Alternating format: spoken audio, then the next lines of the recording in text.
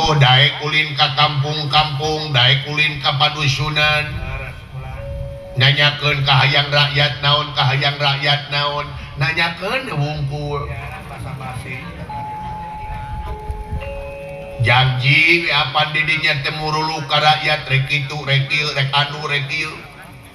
Ya. Timalan kaulanun. Tapi kadang-kadang lamun cicing anegleng dina kursi kadudukan ku sabab kawowoy ku kagenahan dina kursi, kadang-kadang betah na kursina teu daek deui turun ka kampung-kampung.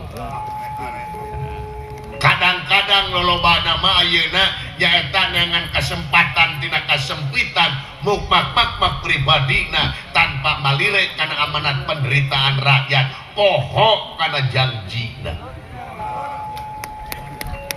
Anu tungtungna kumaha? Kulantaran poho kana janji kaituna neangan proyek nu nabeuh-nabeuh, nu ngampar-ngampar, nu seubeuh-seubeuh, nu lapar-lapar. Timalan kaulanun tah eueuh deui sarana sok ulin ka kampung-kampung datangan atuhun masyarakat didatangan ku pamimpin hiji silaturahim kait tong boro dina gorengna dina alus oge ku musuh politik mah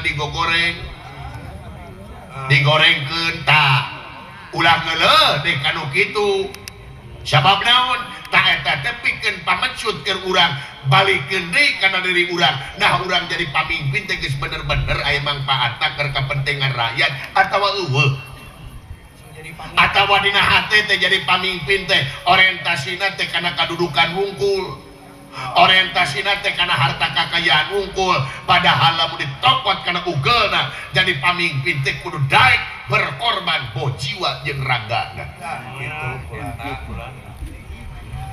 Anjir.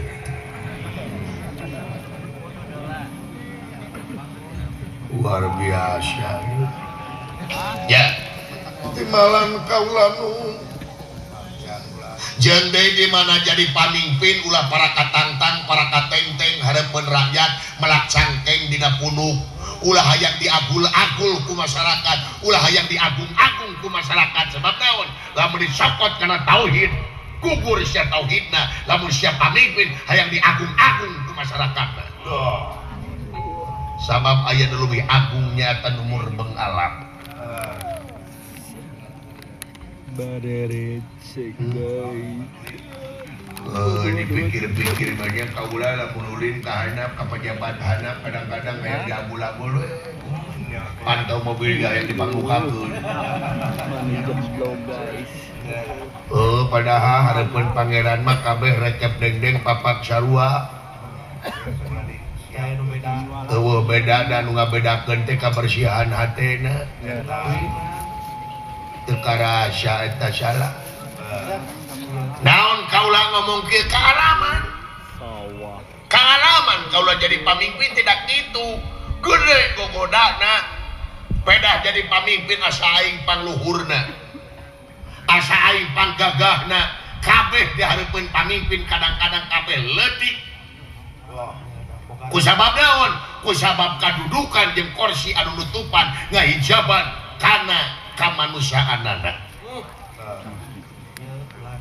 Nu mata kade sakali deui orientasina jadi pamimpin lain keur agung, lain keur monyah-monyah, tapi orientasina jadi pamimpin bikin berkorban demi kepentingan masyarakatna. Eta ulana. Dan geus digaji kurang mah ku nagara cukup. Digaji ku nagara teh cukup, fasilitas geus loba, fasilitas geus genah, pikeun para pejabat, pikeun para pamimpin geus genah merenah tur tumanina ceuk paribasana pejabat ngan saukur diuk dina kursi wungkul bakal menang gaji, tapi masyarakat teu ngaramet teu ngojek mamual menang duit. Teu ngabedug maju mamual dahar. Tadi dia pamimpin kudu bisa nyata ngamanfaatkeun anggaran pendapatan belanja negara nyata kudu nepi kana hakna. Sabab naon? Anggaran pendapatan belanja negara teh ieu teh asalna ti rakyat. duit negara teh asana ti rakyat nyaeta dari rakyat oleh rakyat untuk rakyat, lain dari rakyat oleh rakyat untuk pejabat lain. Malah bisa didetik korongakan duit rakyat.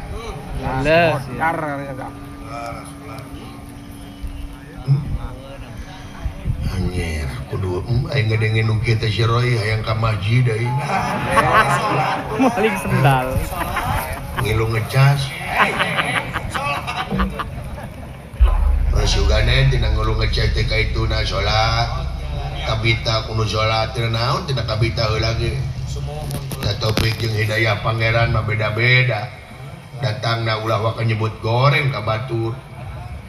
Datang nyaho niatna di masjid kadang-kadang make kopea.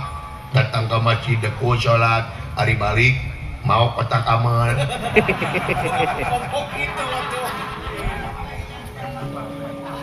Heeh, dipake bener kopea gamis ini dina CCTV sok aya nih.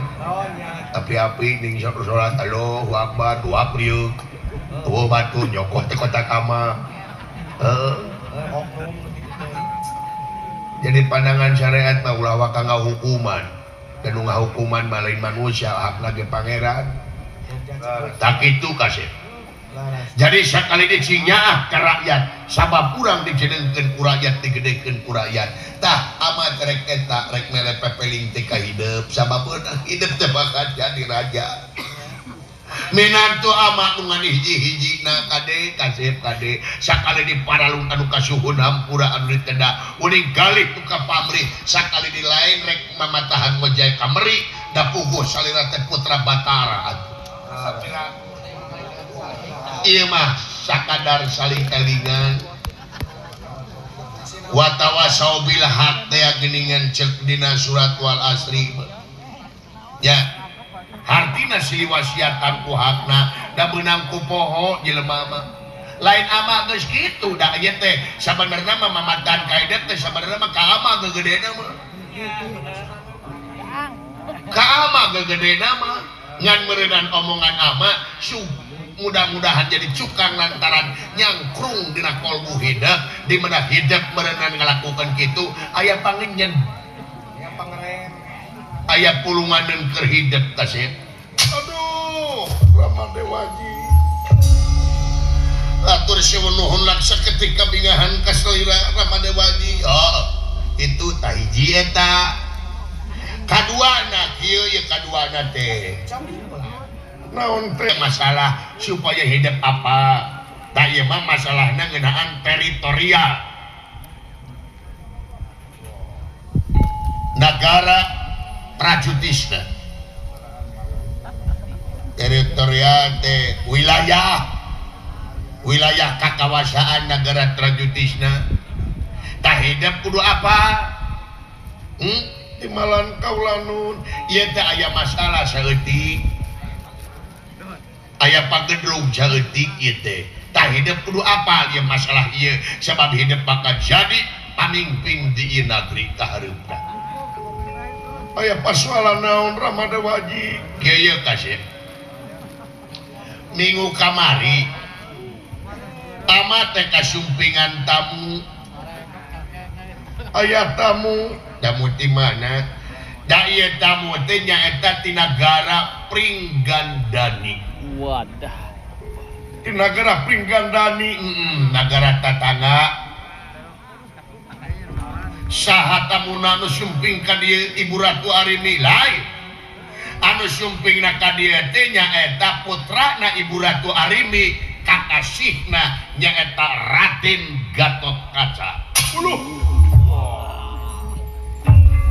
Aya Gatotkaca ka dieu aya hayang selfie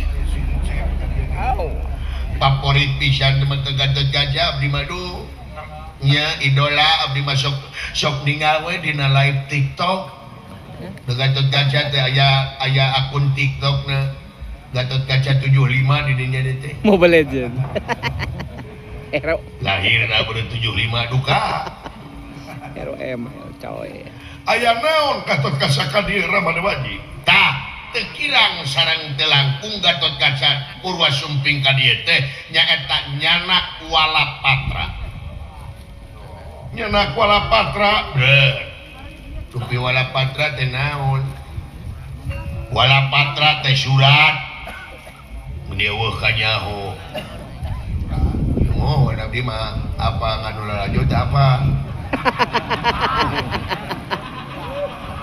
aya nu teh apa tak kitu halus masih mawa surat atau Walapatra kadinya tadi diteken langsung ku Ibu Ratu Arimi. Arisratna teh naon teu kurang jeung teu leuwih. Eta surat teh nyaeta Ibu Ratu ka dieu teh nyaeta Gatot Kaca teh datang ka dieu bade mermanakeun. Lamun kasar teh mah ngagugat. Bener, ngagugat naon? Ngagugat hiji wewengkon nyaeta di tapal wates negara Pringgandani jeung nagara Trajutisna aja hiji wewengkon ngaranna wewengkon Prinsendani atawa Benteng Kikis. Nah digugat tah eta teh digugat ku Arimi jeung Gatot Kaca jeung pihak Pringgandani we. Da mah ge apa?